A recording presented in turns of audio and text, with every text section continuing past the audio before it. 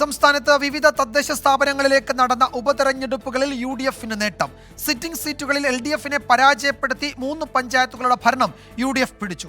31 വാർഡുകളിൽ 16 UDF ജയിച്ചത്. 11 വാർഡുകളിൽ LDFും 3 NDAയും 1 സ്വതന്ത്രനും ജയിച്ചു.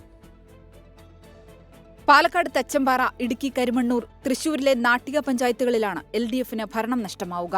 CPI അംഗം രാജിവെച്ച് BJPയിൽ ചേർന്ന സാഹചര്യത്തിലാണ് തച്ചമ്പാറയിലെ ഉപതെരഞ്ഞെടുപ്പ്.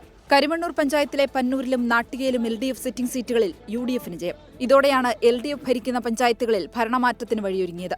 7 വാർഡുകളാണ് UDF പിടിച്ചെടുത്തത്. 6 വാർഡുകൾ നിലനിർത്തി. LDF പിടിച്ചെടുത്തത് 5 വാർഡുകൾ.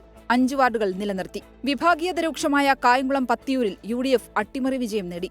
കോൺഗ്രസ് സ്ഥാനാർത്ഥി ദീപക് എരുവയാണ് ജയിച്ചത്. CPIM വിട്ട് BJPയിൽ പോയ വിപിൻ സി ബാബുവിന്റെ വീടുൾപ്പെടുന്ന വാർഡാണ് പത്തിയൂർ. കോട്ടയം അതിരമ്പുഴയിൽ കോൺഗ്രസിന്റെ sitting seat Kerala Congress M പിടിച്ചെടുത്തു. മലപ്പുറം തൃക്കലങ്ങോട് മരത്താണി വാർഡ്, ചടയമംഗലം 5-ാം വാർഡ് എന്നിവ UDF പിടിച്ചെടുത്തു. മലപ്പുറം ആലങ്കോട് പെരുമുക്ക് വാർഡ് UDFൽ നിന്ന് LDF പിടിച്ചെടുത്തു. കൊല്ലം കുന്നത്തൂർ പഞ്ചായത്തിലെ തെറ്റിമുറിയിലാണ് BJP സീറ്റ് LDF പിടിച്ചെടുത്തത്. ഇടതുമുന്നണിയുടെ N തുളസിയാണ് വിജയിച്ചത്. കൊടുങ്ങല്ലൂർ നഗരസഭയിലെ 41-ാം വാർഡും വെള്ളറട കരിക്കാമൻകോട് വാർഡും BJP നിലനിർത്തി. 23-അംഗ പഞ്ചായത്തിൽ BJPയുടെ ഏക വാർഡാണ് കരിക്കാമൻകോട്.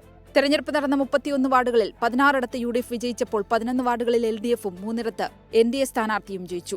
1 സ്വതന്ത്ര സ്ഥാനാർത്ഥിയും വിജയിച്ചു. 24 തിരുവനന്തപുരം.